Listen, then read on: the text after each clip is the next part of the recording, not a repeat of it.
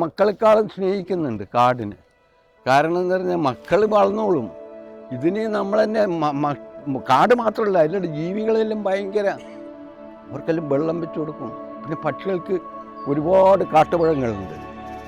അത് എല്ലാ സീസണിലും ഉണ്ടാകും, ചെറിയ ചെറിയ പഴങ്ങൾ. അത് തിന്നാൻ പക്ഷികൾ വരും. അതല്ലേ ഒന്നും കൊത്തൂലല്ലേ. ചെറിയ ചെറിയ എന്തെങ്കിലും ആവശ്യത്തിന് കൊത്തുന്നല്ലാതെ കണ്ട് വേറെ ഒന്നും കൊത്തൂല. കൊത്തുന്ന ഇത് ബാക്കിയാവില്ലല്ലോ. നമ്മളോട് സംസാരിക്കുന്നുണ്ട് എന്ന് തോന്നും. പക്ഷികളെങ്ങനെ? പക്ഷികൾ 2-3 ദിവസം ഞാൻ ഇല്ലെങ്കിൽ അവർ ഭയങ്കര ബഹളമാണ്. നിങ്ങൾ വന്നാലല്ലേ പോവും. ഞാൻ കാണുമ്പോൾ എല്ലാം വരും. ഒരാളെന്ന് അതാ വെള്ളം കുടിക്കും വന്നിട്ട്, നിങ്ങളുണ്ടാകുമ്പോൾ കുടിക്കൂല, അതായിട്ട് പാത്രത്തിൽ. അവരും പുതിയ വിത്തുകൾ കൊണ്ടുവരും. അങ്ങനെയാന്നിങ്ങനെ കാടായിട്ടുണ്ടെന്ന് എല്ലാവരും വെള്ളം. അവരെ മാത്രമല്ല, നാട്ടുകാരെയും സ്നേഹിക്കുന്നു. ഇപ്പോൾ 52 കൊല്ലമായി ഇവിടെ വന്നിട്ട് എന്നോട് ആരും ഇതുവരെ കയർത്തിട്ട് ഒരു വാക്ക് പോലും പറഞ്ഞിട്ടില്ല ഈ നാട്ടിൽ.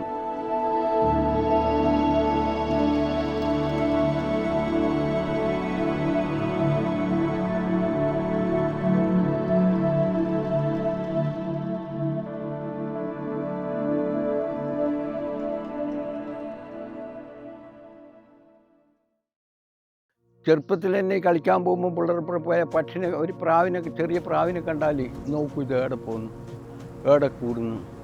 ചെറുപ്പത്തിലേ അങ്ങനെയാണ്. അങ്ങനെ കുറച്ച് വലുതാകുമ്പം ഉമ്മാനോട് ചോദിക്കും.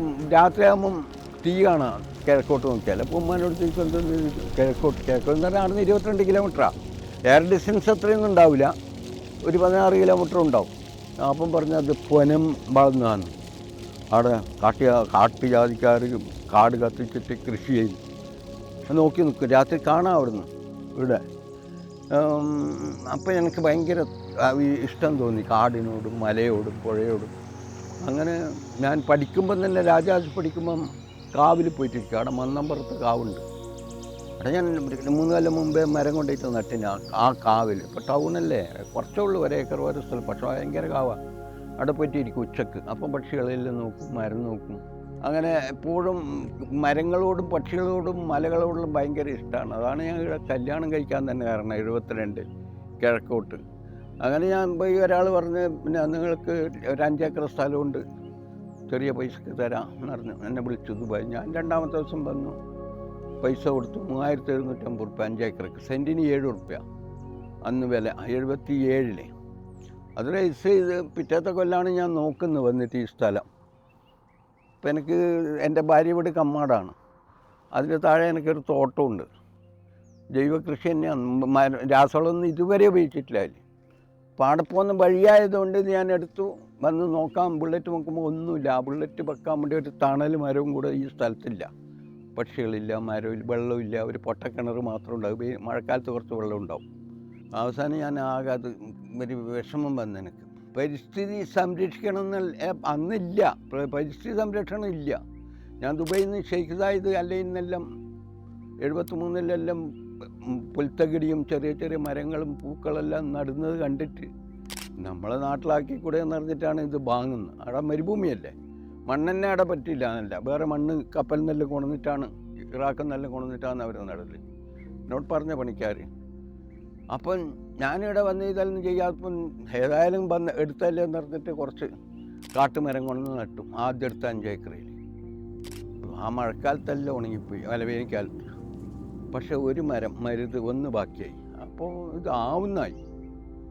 ആ പിറ്റേത്തെ കൊല്ലം ഞാൻ ആദ്യം കൊണ്ടുവന്നിട്ട് ഒരു 100 മരം അവിടെ ഇങ്ങനെ നട്ടു. മണ്ണിലെടുത്ത് മാത്രം. പാറയാണ്, കംപ്ലീറ്റ് പാറ, വെള്ളമില്ല. നട്ടിട്ട് വേനൽക്കാലമാകുമ്പോൾ എൻ്റെ താഴെ തോട്ടത്തിൽ നിന്ന് ബുള്ളറ്റിലും പിന്നെ കാറും ഉണ്ടെന്ന് എനിക്ക്. കാറിലെല്ലാം കുറേശ്ശെ വെള്ളം കൊണ്ടുവന്നിട്ട് എപ്പോഴെങ്കിലും ഇങ്ങനെ ഒഴിച്ചു കൊടുത്താൽ മതി പണിക്കാരോട്. നമ്മൾ കൃഷി ചെയ്യുന്ന മാതിരി വെള്ളം അങ്ങനെ ബൾക്കായിട്ട് വേണ്ട, അതിനെ നിലനിർത്താൻ. അക്കൊല്ലം കുറേയെല്ലാം സർവൈവ് ചെയ്തു. എനിക്ക് ഇതിൽ വെള്ളം ആവുന്നു. അപ്പം ആദ്യം നമ്മളിത് പരിസ്ഥിതി സംരക്ഷണത്തിനെയല്ല, 2005 മുതലാണെന്ന് ലോകം മുഴുവൻ ഇത് അറിയാൻ തുടങ്ങുന്നു. 2000 മുതൽ റേഡിയോ കാർ വരുന്നു, പിന്നെ ബോംബെയിൽ നിന്ന് വരുന്നു, അമിതാഭ് ബച്ചൻ അവാർഡ് തരുന്നു, അടമരം നടാൻ വേണ്ടിയിട്ട് വിളിക്കുന്നു, സഹാറ ഇന്ത്യ പരിവാറിൻ്റെ. അപ്പോൾ ഇനി പ്രാധാന്യം ഉണ്ടെന്ന് കാണുമ്പോൾ ഞാൻ കൂടുതൽ ഇത് ശ്രദ്ധിക്കാൻ തുടങ്ങി. ദുബായ് പോക്ക് കുറച്ചു. അവരെല്ലാം വരും എപ്പോഴെങ്കിലും. ആരെങ്കിലും ഒരാൾ വലിയ കോരന്നേർന്നെല്ലാം പറഞ്ഞാൽ നിങ്ങൾക്ക് എന്താ ബട്ടോന്ന് നിൽക്കും, നിങ്ങൾക്ക് ഈ പാറക്ക് മരം നടാൻ. അതിനെ എന്നെ ഇന്ത്യൻ ഓയിൽ കോർപ്പറേഷൻ ഹെഡിങ് എഴുതിയെന്തെന്നറിയോ? 2003 How an eccentric middle-aged villager was able to inspire India's large eccentric എന്നാണ് എഴുതി. 97 സാധാരണ പ്ലാസ്റ്റിക് അന്നേരം നിരോധനമൊന്നുമില്ല. പ്ലാസ്റ്റിക് ക്യാരി ബാഗിൻ്റെ ഇൻഡസ്ട്രി ഡിപ്പാർട്ട്മെൻറ്റ് സബ്സിഡി കൊടുത്തുകൊണ്ട് പ്രോത്സാഹിപ്പിക്കുന്ന സമയമാണ്. ആ സമയത്ത് ഞാൻ 97 എനിക്ക് കെട്ടി വളർത്തുന്ന 2 പശുക്കളുണ്ട് എൻ്റെ താഴത്തോട്ടത്തിൽ. ഒരു പ്രാവശ്യം 2 വയസ്സായ ഒരു പശുക്കിടാവ് മരിച്ചു. അപ്പം ഞാൻ എൻ്റെ കോളനിയിലുള്ള ആൾക്കാരോട് പറഞ്ഞു, ചാണ ഇപ്പം മരിച്ചു 110-ാമത്തെ വയസ്സിൽ, ഇപ്പോൾ ഒരു 6-8 മാസമായിരുന്നു. ചാണകം പറഞ്ഞ് കൊണ്ടുപോയി കുഴിച്ചിടുന്ന് പറഞ്ഞു. ഇവർ കുഴിച്ചിടില്ല.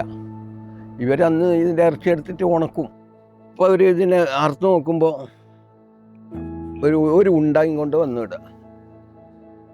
ഇവിടെ മേലെ എൻ്റെ കടയിൽ. ഇതെന്തെന്ന് മുതലാളി ഞാൻ പറഞ്ഞ പ്ലാസ്റ്റിക്കാണ്. ആ സമയത്താണ് കറിയുപ്പ് പ്ലാസ്റ്റിക്കിൽ വന്നത്. കറിയുപ്പ് പ്ലാസ്റ്റിക് വന്ന് നമ്മൾ തെങ്ങിനെല്ലാം കറിയുപ്പിട്ടിട്ട് അവരാ കൊട്ട അടനെ കളഞ്ഞു. അങ്ങനെ ഞാൻ താഴെ നോക്കുമ്പോഴത്തേക്ക് ഒരുപാട് കൊട്ടയുണ്ട്. ഈ കവുങ്ങിൻ്റെ എല്ലാം വേര് ഇങ്ങനെ ഉണങ്ങിയിട്ട് നിൽക്കുന്നത് അത് കൊള്ളുമ്പോൾ. എനിക്കൊരു ഒരു അറിവായിരുന്നു. അപ്പം തന്നെ ഞാൻ വന്നിട്ട് ഇവിടെ plastic carry bags are strictly prohibited എന്നിട്ട് ബോർഡ് വെച്ചു. ഇപ്പം പ്ലാസ്റ്റിക് പുറക്കിയിടൽ തന്നെ എനിക്ക് പണി. ചാക്കിലെല്ലാം പുറക്കിയിടും, ബൈക്കുന്നെല്ലാം പുറക്കിയിട്ട്. എത്ര ബോധവന്മാരായാലും കേൾക്കൂല. ഈ സപ്പോർട്ടില്ലേ, ഈ സപ്പോർട്ടിൽ പഴുത്താൽ 3 മാസം നിന്ന് നമ്മളെ കടയിൽ നിന്ന് വാങ്ങി പിറ്റേന്ന് പഴുത്തിട്ട് ചീഞ്ഞു പോകില്ലേ. ഇത് മേനകാഗാന്ധിക്ക് പെട്ടിയിലാക്കിയിട്ട് കൊടുത്തയച്ചു. എനിക്ക് മേനകാഗാന്ധി ലെറ്റർ ഇതിന് ആനനെ സംരക്ഷിക്കണം. അന്ന് ആനനെ വെടിക്കെട്ടീനെല്ലാം ഭയങ്കര എതിരാന്ന്. ഇതെല്ലാം ഈ വിഷു ഓണമെല്ലാം ആകുമ്പോൾ ഇവർ അന്ന് ആരും ഇല്ലല്ലോ. ഇപ്പം ആൾക്കാരായില്ലേ 4 ഭാഗത്തും വെടിപൊട്ടിക്കും. അപ്പം രാത്രിയിലെ പൊട്ടിക്കുമ്പോൾ ഈ പക്ഷികളെല്ലാം പാറിപ്പോവും. നമുക്കത് വലിയ ബേജാറാകല്ലേ. ഇവർ വേറെ എൻ്റെ ആരും പൊട്ടിക്കില്ല. ഇത് പുറത്തുള്ളവർ പൊട്ടിക്കുമല്ലോ. അതിന് അവരെ വിചാരം ഇതൊരു വിശ്വാസമാണ്. വെടിപൊട്ടിക്കാൻ നല്ലതെന്നാണ് അവർ വിചാരിക്കുന്നത്. എൻ്റെ ഇവിടെ വരുന്ന വലിയ വലിയ ശാസ്ത്രജ്ഞന്മാരുണ്ട്. അവർക്ക് നമ്മളെ അനുഭവം പറയുമ്പോൾ അവർ മനസ്സിലാകുന്നു. വലിയ ഇന്ത്യയിലെല്ലാം വലിയ കൃഷി ശാസ്ത്രജ്ഞന്മാരും എല്ലാവരും വരും. MS സ്വാമിനാഥൻ സാറ് വന്നിട്ട് 2000 മൂപ്പർക്ക് ഒരു വലിയ മരം. ഇത് മരമല്ല, മരം വെച്ചതല്ല, പ്ലാന്റേഷൻ അല്ല, ഇത് കാടാണ്.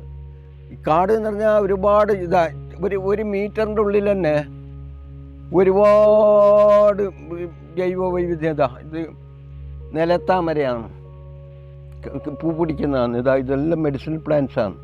ഇതെല്ലാം തോട്ടം വേറെ. തോട്ടത്തിന് നമ്മളിപ്പോൾ ഒരു തോട്ടാക്കുന്നുണ്ടെങ്കിൽ ഒരുപാട് വെള്ളം വേസ്റ്റ് ആയിട്ട് അതിനൊഴുക്കി കളയണം.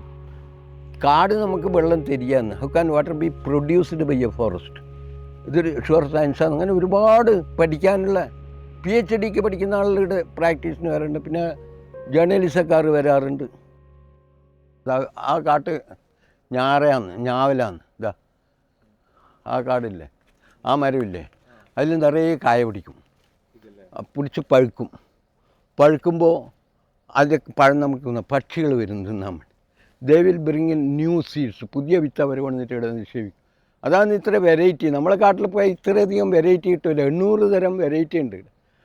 KFRൻ്റെ 98 എനിക്ക് അവാർഡ് തന്നായിരുന്നു. കേരള ഫോറസ്റ്റ് റിസർച്ച് ഇൻസ്റ്റിറ്റ്യൂഷൻ്റെ ശാസ്ത്രജ്ഞന്മാരെല്ലാം ഒരുപാട് വന്നിട്ട് അവർ ഇതിൻ്റെ ഐഡൻറ്റിഫൈ ചെയ്തിട്ട് പേരെല്ലാം എഴുതിയിട്ടല്ല അതിൽ പോയി ബോർഡെല്ലാം. അപ്പം നമ്മൾ കാടുണ്ടാക്കൽ എന്ന് പറഞ്ഞാൽ അങ്ങനെ കൃഷി ചെയ്തിട്ട് ഉണ്ടാക്കുന്നതല്ല, പ്ലാന്റേഷനല്ല. ഇത് നാച്ചുറലായിട്ട് അതിന് സംരക്ഷിച്ച് കൊടുക്കണം. അതിനുള്ള സാഹചര്യം നമ്മൾ ഒരുക്കി കൊടുക്കണം.